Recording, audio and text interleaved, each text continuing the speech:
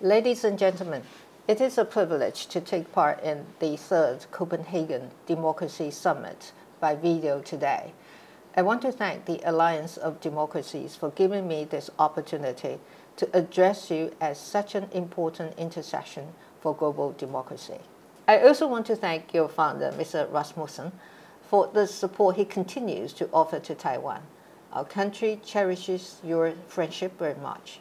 Earlier this year, the world watched as the people of Taiwan went to the polls. Almost 3/4 of our voting population turned out to cast their votes. Together, the Taiwanese people chose democracy as our common denominator, and I was honored to be elected to serve them for a second term. Immediately after the election, however, the world was plunged into COVID-19 crisis. Fortunately, Taiwan was better prepared than most. We learned important lessons from the SARS outbreak in 2003 so that we would never be caught off guard again. And we have shown that with the right measures, it is possible to control the spread of the virus without sacrificing our most important democratic principles. Indeed, our democracy has been a critical asset in Taiwan's fight against COVID-19.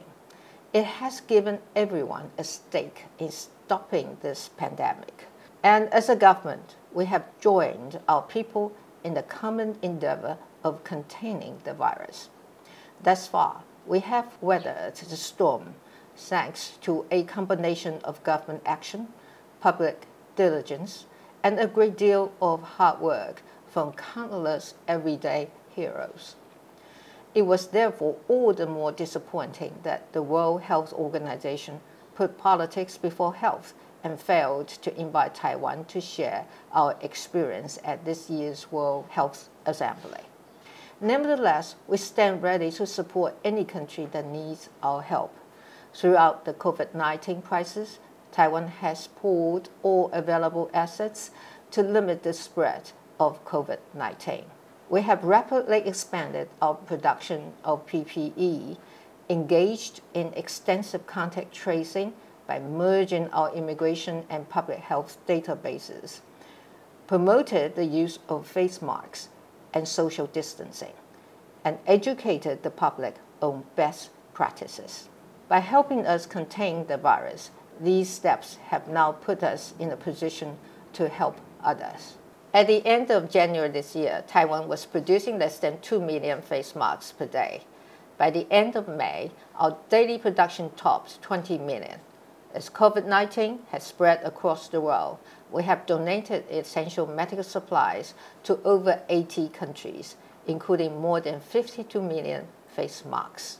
For Taiwan, offering help has never been a question of quid pro quo. It is simply what friends do in times of need. We believe we should take a similar view about helping ourselves in order to help others when it comes to democracy as well. First, we need to take a hard look at our own democracies and ask how they can be further strengthened. Democracy is born of the joint commitment of each and every citizen, and every member of society has a responsibility to defend it. When we build, renew, and sustain democracy at home, we are supporting the cause of democracy around the world as well. Likewise, by allowing anti-democratic forces and autocrats to advance abroad, we are neglecting our own democratic values. In particular, our thoughts today are with the people of Hong Kong. Taiwan has joined the international community in urging the Beijing authorities to honor their obligation to respect Hong Kong's fundamental freedoms. We do not believe in merely looking on as others defend their freedom. As the situation in Hong Kong continues to deteriorate just weeks before the 23rd anniversary of the handover, Taiwan will continue to provide necessary humanitarian assistance to the people of Hong Kong. Taiwan stands on the front line of the global community of democracies. Authoritarian forces regularly target our people through hybrid tactics meant to intimidate, isolate, and misinform. Yet our January election proves that these assaults have only strengthened our resolve to defend our democracy. Indeed, some of the world's most successful democracies were born from times of great hardship. In Taiwan, we do not take our hard-earned freedom for granted, and we hope all democracies keep this lesson in mind. Freedom is not free. We must all work for it and defend it every day. And with a difficult recovery ahead, our democracies will be even more vulnerable. The international community will need to find a new balance, not one of choosing one partner over another, but of weighing values and economic interests more equitably. As COVID-19 triggers the reorganization of global supply chains and economic strategies, I see potential for even closer cooperation between like-minded democracies from around the world.